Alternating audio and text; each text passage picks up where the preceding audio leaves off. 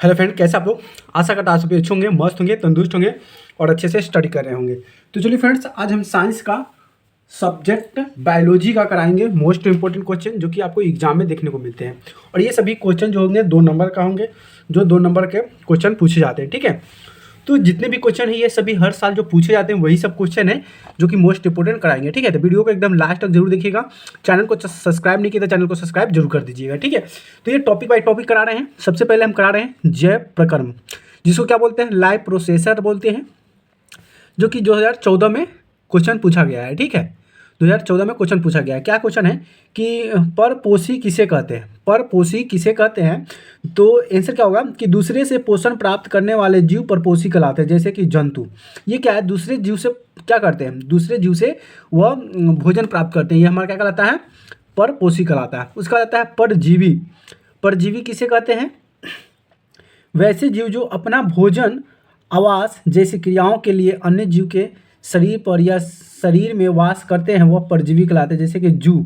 जू का मतलब क्या होता है? ढील होता है, जो कि अपना भोजन करने के लिए किसी के शरीर में घुस जाता है, जिसके बाल हो गया। उसी तरह से कीड़े मकोड़े होते हैं, अपने भोजन को पूर्ति करने के लिए वह दूसरे के शरीर में प्रवेश कर जाते हैं। प्रवेश का मतलब होता है शरीर के अंग में घुस जाना और फिर वहाँ से अपना भोजन तैयार कर लेते हैं। तो जू हो गया, जो बालों में चल जाते हैं। उसी तरह से मक्खी भी हो सकता है, मच्छर भी हो सकता है। ठीक है,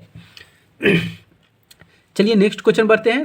तीसरा क्वेश्चन क्या कहता है? तीसरा क्वेश्चन कि सलम भोजी से आप क्या समझते हैं? सलम भोजी से आप क्या समझते हैं? तो देखिए, सलम भोजी वे जीव हैं जो भोजन को दूसरे जीव की सृष्टा अथवा मल के रूप में प्राप्त करता है, जैसे कि सुअर। अब ये सुअर क्या करता है? सलम भोजी है, मतलब वैसे जीव है जो भोजन को दूसरे जीव के विशिष्ट अथवा मल के रूप में, जैसे सुअर होता है तो सुअर क्या करता है, दूसरे का मल जो होता है, गंदगी होता है, उसको वो क्या करता है, खा जाता है अपने शरीर को भोजन प्राप्त करने के लिए। तो वो क्या हो जाएगा? सुअर हो जाएगा। ठीक है, अगला है टीनिया सोलियम और एक्सेरियस अपना भोजन कैसे प्राप्त करता है? टीनिया सोलियम या एस्केरियस अपना भोजन जो है वो कैसे प्राप्त करते हैं? तो देखिए, टीनिया सोलियम जो है फीता कृमि है और स्कैबिया जो है गोल कृमि है।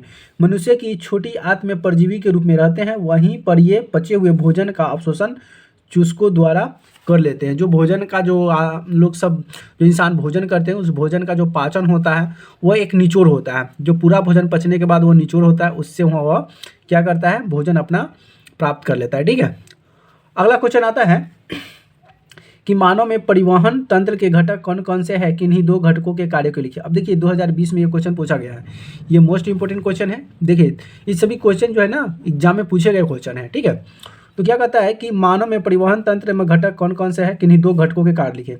देखिए, मानव में परिवहन तंत्र की घटक लसिका और रक्त है, दोनों तरल संयोजक होता है। क्या होता है? तरल संयोजक होता है। ठीक है, चलिए अगला आ गया, ये क्या है क्वेश्चन कि हरे पौधे, क्या है कि हरे पौधे का उत्पादन क्यों कहते हैं, मतलब हरे पौधे का उत्पादक क्यों कहते हैं, क्यों कहा जाता है हरे पौधे को उत्पादक? तो देखिए, हरे पौधे जो होता है CO2 और H2O सूर्य प्रकाश तथा हरित लवण की सहायता से अपने तथा जीव जगत के दूसरे जीव के लिए भोज्य पदार्थ का निर्माण करते हैं, इसीलिए इन्हें क्या कहते हैं, उत्पादक कहा जाता है। याद रहेगा।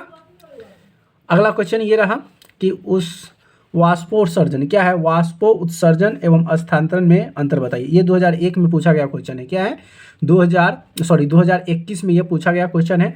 2021 में पूछा गया है, क्या क्वेश्चन पूछा कि वाष्पो उत्सर्जन एवं स्थानांतरण में अंतर बताइए। वाष्पो उत्सर्जन में जीव हवा द्वारा जल को उत्सर्जित करता है। अब वाष्पो जो उत्सर्जन होता है, जो पानी होता है वाष्प बनकर ऊपर में उड़ता है, ये किसके द्वारा होता है? तो ये हवा के द्वारा जल उत्सर्जित होता है। स्थानांतरण की बात करें तो स्थानांतरण में जीव स्थान बदलते हैं। जीव क्या करता है? स्थान को बदलता है। वाष्पोत्सर्जन में क्या करता है? वाष्पोत्सर्जन में जीव जो होता है हवा द्वारा जल को अवशोषित कर लेता है। समझ में आ गया। चलिए अगला है कि पौधे हरे क्यों होते हैं। ये भी मोस्ट इंपोर्टेंट है, 2016 में भी क्वेश्चन पूछा गया है। क्या बोला कि हरे पौधे क्यों होते हैं, पौधे जो होते हैं हरे क्यों होते हैं? तो देखिए, पौधे जो होते हैं क्लोरोफिल, क्या है, क्लोरोफिल वर्णक की उपस्थिति के कारण पौधे हरे होते हैं। सीधा सीधी बात, पौधे हरे क्यों होते हैं? तो क्लोरोफिल के वजह से पौधे कैसे होते हैं, हरे होते हैं। समझ में आ गया। चलिए नेक्स्ट क्वेश्चन ये रहा आपके सामने। नेक्स्ट क्वेश्चन क्या कहता है उसको भी देख लेते हैं।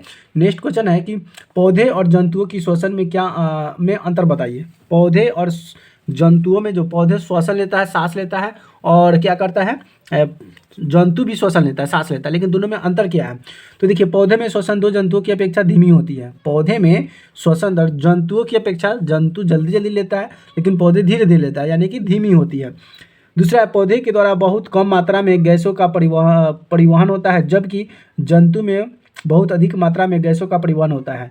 जंतुओं की श्वसन में बहुत अधिक ऊर्जा निकलती है, जबकि पौधे में ऊर्जा बहुत कम निकलती है। तो ये क्या है, पौधे और जंतु में हमारा अंतर हो गया। ठीक, अगला क्वेश्चन ये देख लेते हैं। अगला क्वेश्चन क्या कहता है उसको पर चर्चा कर लेते हैं। अगला क्वेश्चन है कि ऑक्सी हीमोग्लोबिन क्या है। ऑक्सी हीमोग्लोबिन क्या है। तो देखिए ऑक्सीजन उक्त हीमोग्लोबिन को ऑक्सिक हीमोग्लोबिन कहते हैं। क्या कहते हैं, ऑक्सीजन उक्त हीमोग्लोबिन को ऑक्सिन हीमोग्लोबिन कहा जाता है। और देख लीजिए 2019 में ये एग्जाम में पूछा गया क्वेश्चन है।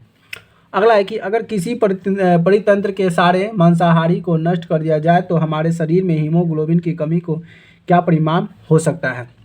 तो देखिए जब किसी परितंत्र में हमारे सर मांसाहारी खत्म हो जाए तो शाकाहारी की संख्या इतनी बढ़ जाएगी कि शाकाहारी की खाने वाला कोई नहीं होगा, सभी पौधे को खा जाएगा। इससे परितंत्र का प्रभाव पड़ेगा। हमारे शरीर में हीमोग्लोबिन की कमी से रक्त प्लाव हो जाता है, हमें श्वसन के लिए आवश्यक ऑक्सीजन की प्राप्ति नहीं होगी। इस कारण हम शीघ्र थक जाएंगे, हमारा भार कम हो जाएगा और हमारा रंग पीला पड़ जाएगा। इससे कमजोरी का अनुभव होगा।